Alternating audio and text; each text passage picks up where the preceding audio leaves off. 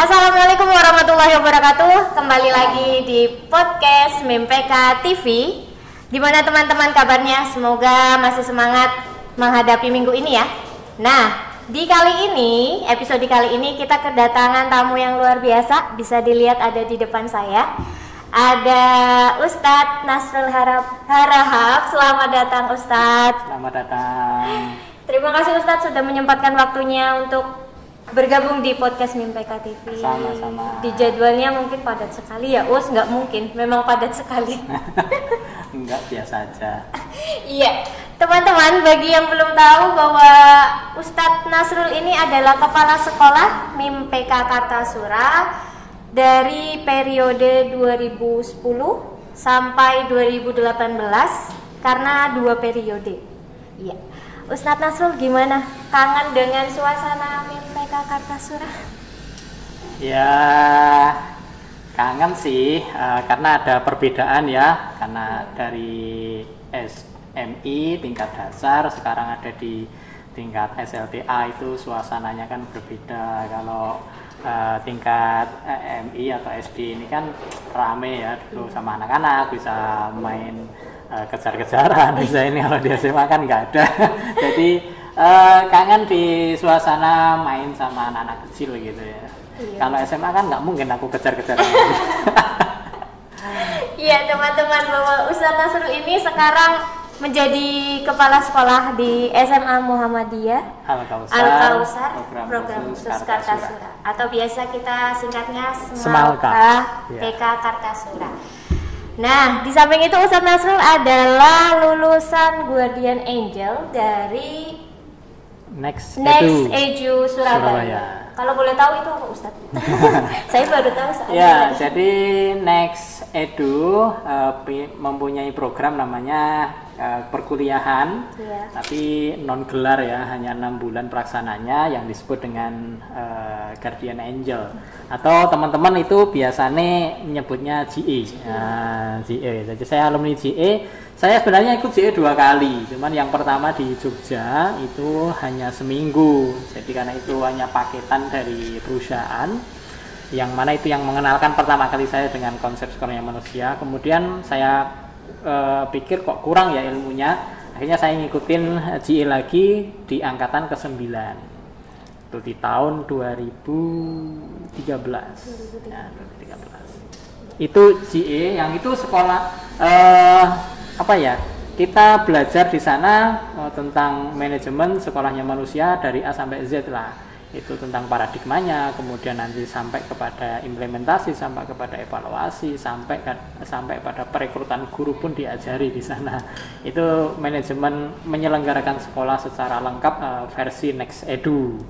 Nah, itu seperti itu. Jadi kalau sudah lulus dari situ, itu disebut sebagai konsultan sekolah berbasis material intelligence atau sekolahnya manusia. Paket komplit berarti ya? Paket komplit, ya. Harganya juga komplit. Iya. Bicara tadi GE, terus tadi ada sekolahnya manusia, ada MI tadi. Ini mengangkat tema hari ini ya, Tat, bahwa apa sih sekolahnya manusia? Itu mungkin bagi saya ya, Tat, saya juga kurang mendalami itu sekolahnya manusia itu apa sih? Ya, intinya kalau saya diajari oleh guru saya bahwa sekolah manusia itu secara gampang kriterianya hanya satu. Kalau ada orang yang daftar dipegang begini, ada berbunyi dek dek dek, nah gitu berarti boleh masuk, itu sekolahnya manusia.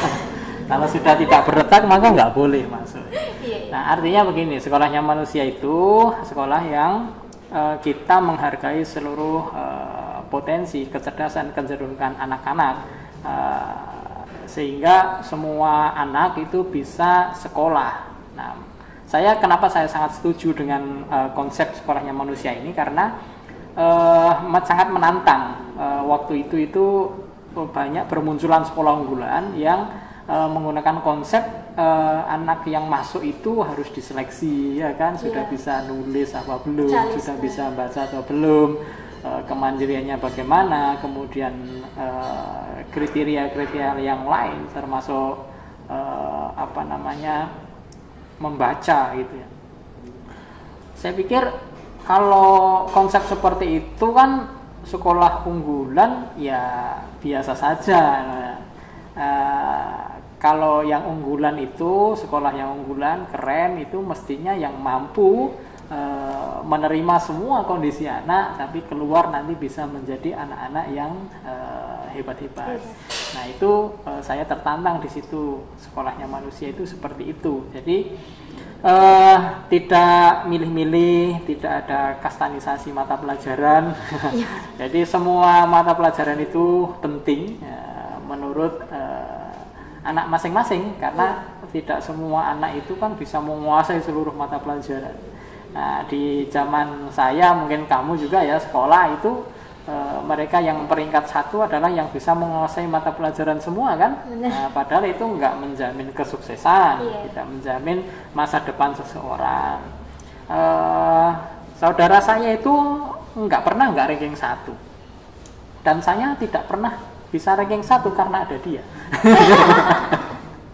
Nah itu sedih juga gitu ya, padahal saya anaknya kepala sekolah tuh. Waktu itu saya nggak pernah dikirim lomba akademis ya, terutama itu nggak pernah, karena saya memang nggak bisa dikatakan nggak bagus akademis saya. Di kemampuan mata pelajaran itu ya B aja lah gitu.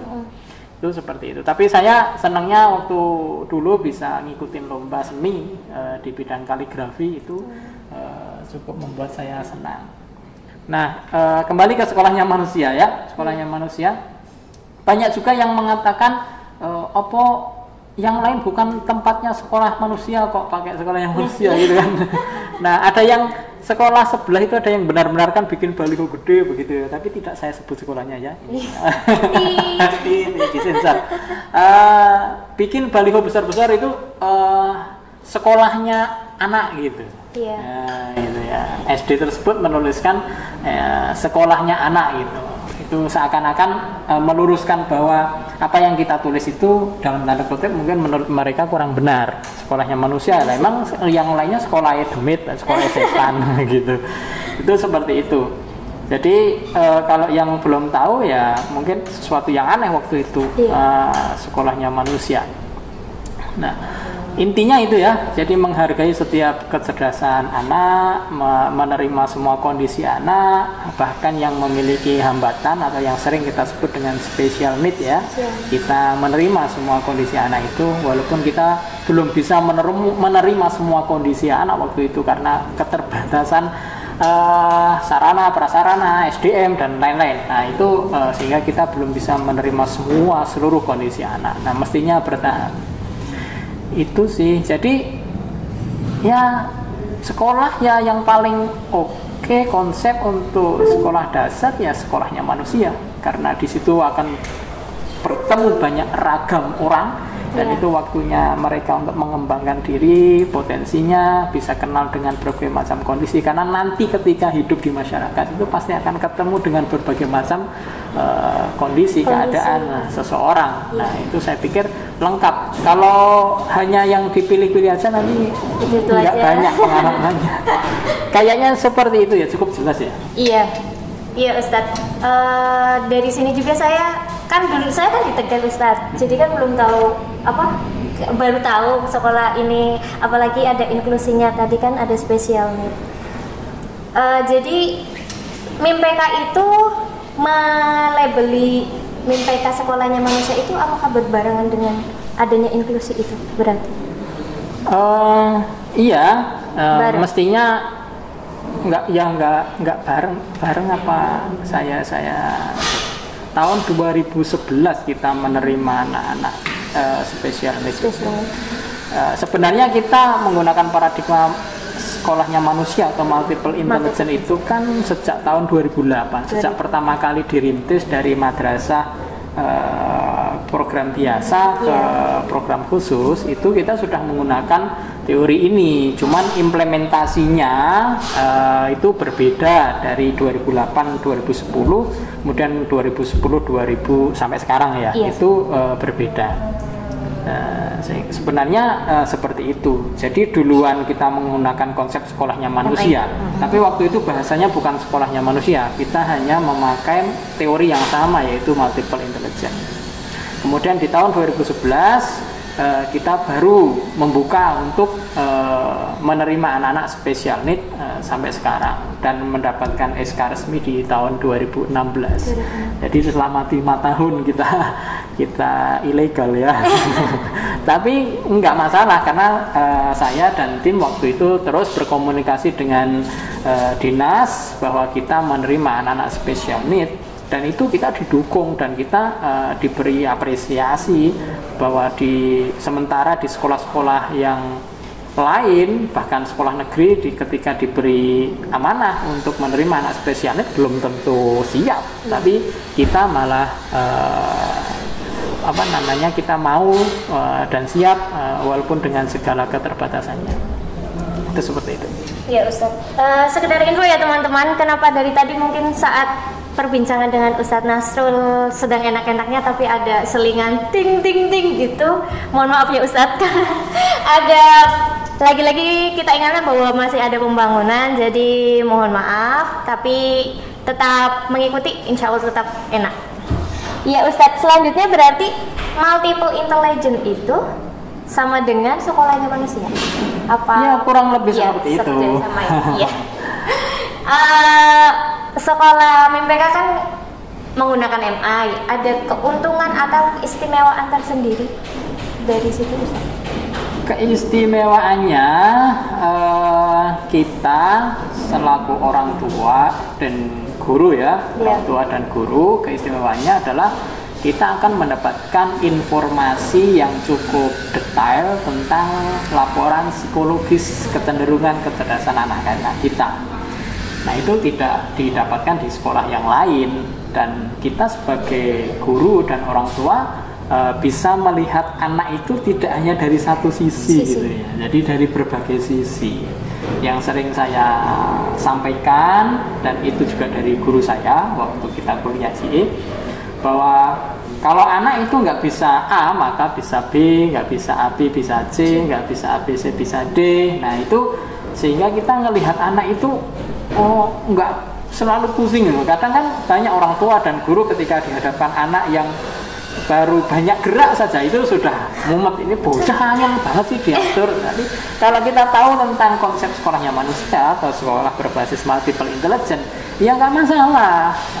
Yang bergeraknya banyak memiliki potensi di kecerdasan gerak, kinestetik yang itu. Nah, kinestetik itu apa? Kecerdasan gerak itu apa? Banyak banget, ya kan? Mau kelari kemana saja kan banyak cabangnya kalau mengarah ke profesi. Jadi saya pikir kita akan lebih tenang, kita akan lebih bahagia dalam mendidik anak-anak. Jadi nggak harus semua sama kan? Kalau zaman kita sekolah, guru kita menginginkan bahwa kita harus sama semua, kita harus satu kemampuan gitu ya. Jadi harus menguasai semuanya gitu. Nah, ora iso mata pelajaran ini bagaimana caranya agar harus bisa mengikuti yang lain gitu.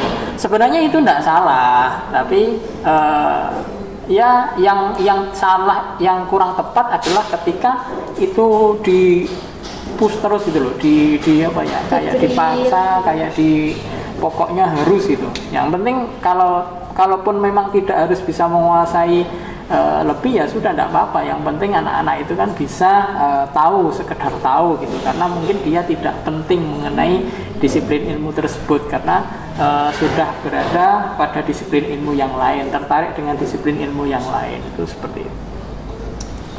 Ya Ustaz, selanjutnya agar tadi ya tujuannya tercapai, berarti kan pasti dari pihak sekolah membekali para guru untuk gimana sih caranya di model sekolahnya manusia MI ini. Jadi apa sih, ada bedanya nggak sih sama sekolah lain dari strateginya, model pembelajarannya, itu gimana sih? Ya, secara umum sebenarnya sama aja ya konsep yang digelontorkan negara kepada seluruh guru di Indonesia. Itu akan kita kenal dengan istilah PAIKEM ya, pembelajaran aktif, interaktif, kreatif, menyenangkan, dan bla bla bla. Semuanya isinya sama, mengarah ke sana. Hanya bedanya belum tentu mereka itu ngerti tentang dasar teorinya. Kenapa harus pembelajaran aktif, kreatif, menyenangkan dan lain-lain, itu belum tentu ngerti gitu. Kalau kita bekali mulai dari paradigmanya. Jadi mindsetnya itu kita didik dulu para guru. Jadi pertama kita mau beralih ke sekolahnya manusia, itu seluruh guru waktu itu ya hanya 12 orang. 12 orang itu setiap hari Jumat itu kita adakan kajian, atau saya namakan kuliah sih. Kita kuliah tentang manajemen sekolah setiap Jumat itu. Kan Jumat kan pulangnya siang, jadi guru nggak boleh pulang, belajar dulu sampai sore. Itu setiap hari Jumat waktu itu seperti itu kan, biar ngerti gitu. Nah, dari situ kita sampaikan kepada guru mengenai paradigma, kemudian implementasi MI sampai kepada strategi pembelajaran. Nah, untuk strategi pembelajaran banyak sekali yang harus dipelajari. Nah, intinya begini. Pertama, ketika guru sudah paham tentang paradigma, nah kata Gardner kan, ketika anak sudah diteliti kecerdasannya, 8 kecerdasannya, itu kan akan turun gaya belajarnya. Nah, para guru harus tahu gaya belajar masing-masing anak itu seperti apa. Nah, dari situ ketika guru sudah menguasai berbagai macam strategi mengajar. Nah, kalau dulu itu ada 24 strategi mengajar yang kita share, kemudian berkembang menjadi 64 strategi mengajar, kemudian berkembang lagi, dan itu banyak sekali. Nah, ketika guru sudah mengantongi memiliki perbendaharaan strategi mengajar yang banyak, nah tinggal guru ini meraciknya, meramunya yang disesuaikan dengan gaya belajar siswanya. Nah, seperti itu bedanya seperti itu. Nah, fungsinya guru menguasai banyak strategi mengajar ya biar beragam, untuk memberikan stimulasi berbagai macam kecerdasan yang ada di kelas anak-anak kita. Nah, jadi pakai ini oke enggak ya? Itulah kenapa di sini kita guru-guru wajib bikin lesson plan. Nah, jadi kalau lesson plan ini enggak berhasil, berarti tahun depan harus saya ganti. Nah, seperti apa? Nah, itulah gunanya lesson plan, untuk diteliti, untuk teman-teman kan kita minta untuk disimpan, ada oret-oretannya, ada komentarnya, ada dinilai oleh GE, ya kan? Itu bukan untuk sekedar dapat reward ya. Kan itu ada dulu nggak pakai reward, iya pertama-tama nggak pakai reward itu. Ada salah satu guru di sini, nggak saya sebut ya gurunya. Mungkin ini kalau dengar nanti dia senyum-senyum. Karena dia sampai mau menangis itu. Saya coret-coret sampai berkali-kali revisi di lesson plan-nya. Tahap pertama itu 1 bulan apa 1 semester ya. Itu hanya saya kasih tugas 1 lesson plan aja, 1 RPP aja, tapi bikinan sendiri gitu. Tak coret itu. Kebetulan aku nyoretnya nggak bawa pulpen merah ya kan. Jadi nggak enak banget ya kan, sampai mau menangis dan sampai mau mutung. Nah, tapi saya biarkan aja. Ini proses. Sekarang kamu berdarah-darah, tapi nanti kamu akan terbiasa nantinya. Bahkan kalau sudah terbiasa itu nggak pakai lesson plan jadi nggak apa-apa. Kalau udah biasa, iya kan? Udah biasa dulu, sudah nggak usah pakai lesson plan, nggak apa-apa gitu. Kalau sudah terbiasa, nah, kita sedang merubah dari kondisi yang tadinya administratif digunakan betul bahwa lesson plan itu untuk media belajar kita, bagaimana kita menangani anak-anak. Itu begitu. Kalau itu dipahami tugas teman-teman, ya berat. Nah, disinilah yang tidak gampang ya. Harus sama guru-guru dimanapun tempat itu. Ya mungkin kembali lagi ke teori MI. Jangan-jangan dulu sekolahnya hanya terpaksa di keguruan gitu ya, karena nggak terima di tempat yang lain. Jadi nggak enjoy ngajar, nggak enjoy. Iya. Nah, lanjutlah apa tadi? Iya, sudah ini tetap jelas ya. Tapi kemarin itu saya kan bukan baca bukunya di Pamunifikatif, baru cuma baca ringkasannya. Itu menjelaskan bahwa tadi di awal udah balik ke awal bahwa kalau kita bilang kita sekolahnya manusia, berarti sekolah yang lain hanya sekolah robot atau sekolah apa. Itu yang benar-benar apa ya? Yang menjelaskan bahwa mayoritas sekolah di Indonesia adalah sekolah robot, bukan sekolahnya manusia. Mengapa bisa demikian? Oh ya, mungkin begini analisisnya. Kebijakan yang dulu itu kan ada namanya ujian nasional, ya kan? Ya, ujian nasional adalah nanti untuk mengukur kognitif peserta didik. Nah, disitulah mungkin menjadi faktor utama mayoritas sekolah yang ada di Indonesia ini dalam tanda kutip disebut sebagai sekolah robot, karena hanya menuju satu titik, yaitu bagaimana nilai ujian nasional itu bagus. Bahkan ada yang menghalalkan segala cara, tapi caranya lulusan saya ini nilai ujian nasionalnya bagus. Jangan gue apa ujian nasional bagus, nilainya bagus itu. Nek sekolah swasta ben muridnya oke, iya kan? Iya. Biar muridnya banyak. Kalau sekolah negeri kira-kira mungkin mendapatkan nama yang baik di mata pimpinannya atau bagaimana gitu, karena mereka mau murid sedikit mau banyak gajinya podo aja. Mohon maaf ya. Ini kira-kira ya, kira-kira. Disensor orang ya. Kira-kira. Nah, tapi tidak semuanya begitu ya. Saya yakin ada yang betul-betul mendedikasikan dirinya untuk mengabdi dengan negara ini. Yang teman-teman yang berada di sekolah negeri itu banyak juga yang serius bagaimana mendidik anak-anak generasi penerus bangsa ini. Itu saya pikir faktornya itu kenapa banyak disebut sekolahnya robot. Sekolah swasta pun juga nggak mau kalah, banyak juga.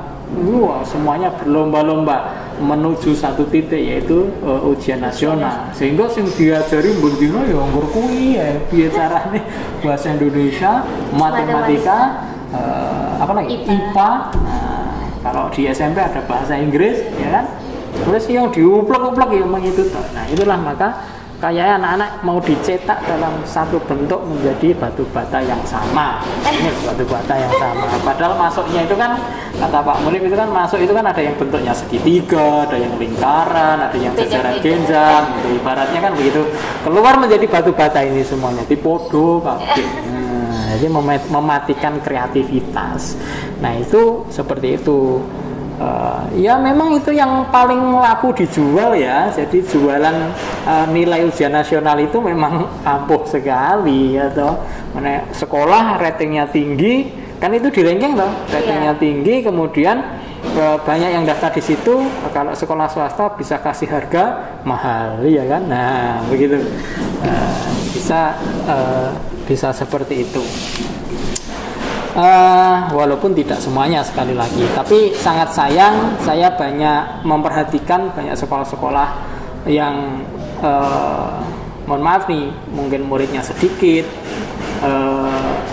tidak bisa berkembang, tapi yang dituju ya satu, ujian nasional.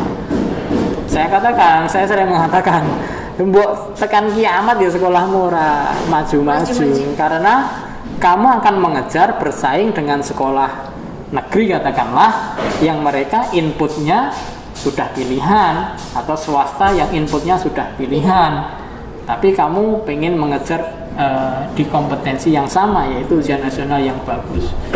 Ora iso gitu, karena ya mungkin tidak tahu tentang teori multiple intelligence. Bahwa ya tidak semua anak itu harus menguasai dalam materi tertentu. Tapi sekali lagi, kalau nggak bisa A, bisa B, nggak bisa B, bisa C. Nah, tergantung bagaimana kita mengemasnya agar itu diterima oleh orang tua, diterima oleh masyarakat, dan diakui lah mereka itu. Anak-anak yang demikian diakui. Itu seperti itu. Nah, nanti kita akan membicarakan apa sih sebenarnya, apakah akan ke profesi atau bagaimana sebenarnya sekolahnya manusia itu seperti itu. Banyak yang mengatakan juga bahwa kecerdasan matematis logis, kecerdasan musik, kecerdasan interpersonal, intrapersonal, spasial visual itu dipahami sebagai di sekolah harus disediakan untuk menuju ke sana gitu. Dipahami sebagai mata pelajaran, dipahami sebagai untuk menuju ke profesi tertentu. Sebenarnya di sekolahnya manusia tidak seperti itu. Nah, apa yang menjadi titik poin utama sekolahnya manusia? Di samping tadi itu paradigma kita itu, tadi saya cerita kalau tidak harus menuju satu titik ujian nasional itu hanya sebagai untuk pengantar paradigma bahwa anak-anak kita itu beragam sekali gitu. Tidak harus pinter dalam bidang tertentu, kan yang diujikan kan matematika, ya kan, matematika, IPA, ya itu kan kebanyakan orang dikatakan pinter kalau itu nilainya baik, padahal belum tentu juga kan, itu seperti itu. Itu sebagai paradigma saja bahwa kecerdasan anak itu luas gitu loh, beragam gitu. Nah selanjutnya bagaimana di sekolahnya manusia mengurusi mengenai hal ini gitu ya. Tadi kalau paradigma sudah dan teori multiple intelligence sudah dipahami dan di situ kita sudah ada research tentang multiple intelligence di setiap anak dan setiap anak pasti di situ sudah ada deskripsinya gaya belajarnya seperti apa. Dan gaya belajar itu kan tadi saya katakan di awal turun dari kecerdasan masing-masing. Misalkan anak memiliki kecerdasan musik, senang dengan musik, bisa musik, nyaman dengan musik katakanlah, walaupun ada yang tidak setuju tentang hukum musik ya, berbeda-beda. Nah itu kita nggak usah bahas di sini ya, karena saya bukan ahlinya di situ. Jadi bagaimana mata pelajaran yang ada di sekolah itu disajikan sesuai dengan gaya belajar dia. Kalau kecerdasan musiknya itu berkembang, maka gaya belajarnya ya sesuai dengan kecerdasannya itu. Yang paling mudah ketika anak belajar matematika katakanlah, tadinya sulit begitu ya, sulit memahami konsep tertentu, tapi karena kecerdasan musiknya itu berkembang, nyaman, maka dia belajar sambil mendengarkan musik katakanlah. Kok jadi lebih mudah? Nah disitulah namanya gaya belajar. Harapannya tadinya yang dia tidak suka, nggak ngerti matematika, sebenarnya dia memiliki bakat di bidang matematika, tapi karena kondisi kemudian gaya belajarnya kurang tepat itu menjadi kurang berkembang. Tapi setelah tahu dibantu dengan kecerdasan yang lain, maka bisa lebih mudah memahami matematika itu sendiri. Paling tidak membenci mata pelajaran itu, ya kan? Karena pada hakikatnya seluruh ilmu itu kan berguna. Matematika katakanlah, siapa yang nggak butuh matematika? Semuanya butuh. Cuman kebutuhannya antara yang satu dengan yang lain itu kan nggak sama. Iya kan? Orang yang kecerdasan interpersonalnya berkembang itu kan bakatnya nanti bakal jadi salesman, bakal jadi bisnis mungkin ya. Dia butuh matematis logis nggak? Butuh. Untuk apa? Untuk menghitung keuntungannya, pemasarannya, biaya produksinya dan sebagainya. Nah itulah matematika berperan di situ. Maka penting juga. Tapi kebutuhannya tidak seperti orang yang ingin menjadi insinyur. Kebutuhannya tidak sama menjadi orang dosen matematika, guru matematika. Tidak perlu sedetail itu, ya kan? Nah, aku juga nggak paham, tapi saya juga butuh matematika. Tapi butuh saya matematika piye carane kita mengembangkan sekolah dengan budget sedemikian bisa jadi dan bisa menarik di mata masyarakat di urusan untuk bagaimana kita mengalokasikan dana. Apakah kita akan rugi atau nggak rugi, nggak laba, itu apa namanya? Impas ya. Mau impas atau mau untung. Nah itu saya pikir udah cukup aku ngerti dalam matematika mengenai hal itu. Tidak harus ngerti yang simpos persamaan linear apa. Nggak ngerti ya itu. Ya kadang ada ilmu-ilmu seperti itu yang mohon maaf tidak begitu berdampak untuk dirinya sendiri. Anak menjadi malas di situ.